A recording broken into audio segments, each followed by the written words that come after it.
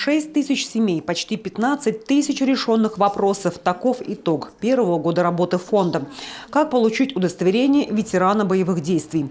Какие социальные меры поддержки действуют? Как записаться на курс реабилитации? Это лишь малая часть того, что волнует участников спецоперации. Определены указом президента 3 основные категории. Это категории вернувшихся ребят, то есть демобилизовавшихся участников специальной военной операции, их семьи, а также семьи погибших участников специальной военной операции. Но регионом принято решение, главой региона Владимиром Викторовичем Уйбом, принято решение, что на сегодняшний день фонд помогает всем, независимо от того, мобилизованный, либо доброволец, контрактник, представитель иной частной компании. Социальные координаторы фонда, а их по республике 35 человек, готовы ответить на любой вопрос. И не просто ответить, а решить в кратчайшие сроки. Представители фонда есть в каждом муниципалитете республики. Работа налажена по принципу одного окна.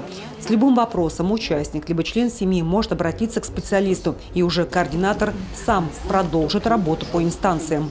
Все возможно сделать, всего можно добиться. Главное попросить. Главное знать, куда обратиться. Главное знать, что мы есть. Обратиться, а мы все организуем. Ну, конечно, если опять же возвращаться к сельским районам, то тут, конечно, больше у нас это адресная помощь. В республике утвержден так называемый региональный стандарт. Для участников спецоперации и их семей действует более 3 десятков мер поддержки. На местном уровне все вопросы решаются оперативно, но есть обращения, которые можно согласовать лишь на федеральном уровне.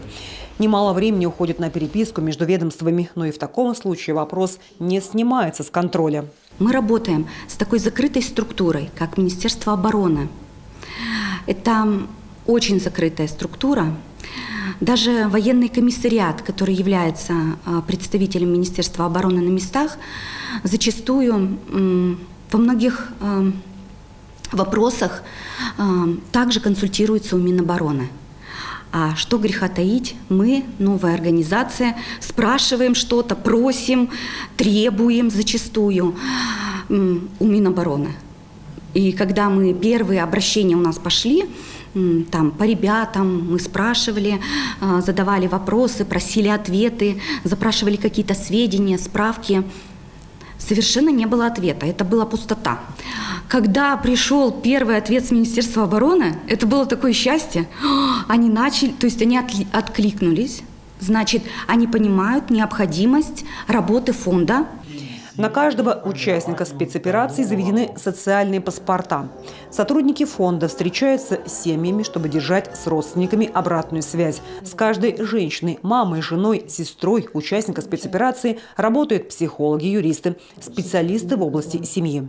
Психологическая на сегодняшний день помощь – это первоочередная помощь, которая, я считаю, должна оказываться нашим ребятам и семьям. И она оказывается, потому что вот если обратиться опять же в филиал фонда на Первомайской, 11, у нас находятся психологи, сидят психологи, штатные психологи, которые у нас прикреплены, ну, то есть они работают в Коми республиканской психиатрической больнице.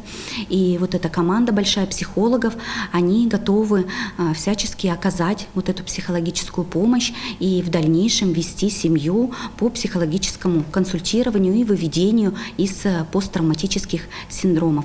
Сопровождение бойцов – это не только решение социальных проблем, но и трудоустройство. Фонд сотрудничает с Центром занятости региона. Каждому бойцу индивидуальный подход, подбирает работу по специальности. При желании предлагает переобучиться. Более 100 участников уже воспользовались предложениями. После возвращения им по трудовому законодательству также это было внесено буквально вот когда объявили о мобилизации, изменений в этом законодательстве, им, значит, дается такое право 3 месяца на реабилитацию. То есть они 3 месяца, придя уже, возвратившись, демобилизовавшись, 3 месяца они могут не выходить, имеют право не выходить на работу. После истечения 3 месяцев они должны приступить к своим трудовым обязанностям, либо не приступить. Может, кто-то, у нас есть такие случаи, ребята приезжают и изъявляют желание повторно отправиться на специальную военную операцию. Республика Коми входит в тройку регионов-лидеров России, где оказывается максимальная помощь участникам спецоперации и их семьям. Глава держит на контроле обращение каждого бойца. После его личных приемов и встреч появляются новые поручения и вырабатываются новые меры поддержки. Именно после одного такого обращения в республике утвердили санаторно-курортное лечение для бойцов и их близких.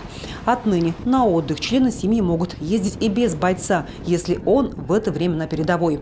В республике налажено взаимодействие между всеми ведомствами и общественными организациями, а потому все вопросы решаются оперативно и слаженно. Чтобы там, на передовой, наши бойцы знали, они героически защищают страну, а дома их ждут с победой. Татьяна Супряткина, Алексей Паршуков, телеканал Юрган.